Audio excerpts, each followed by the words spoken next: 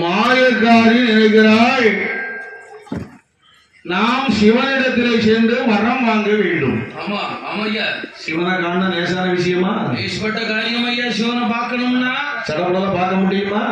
பக்கத்து வீட்டுல இருக்கிறது பார்க்கறதுக்கு அவள் எப்படி வருதா? சிவப்பு நல்ல பட்டுடுத்து உத்தரராட்ச மாலை நெற்றியில விபூதிட்டு அம்மாள் மாய் சுத்திரவீரி கடும் தவம் புரிய வருகிறார். ஆமையா ஆமையா.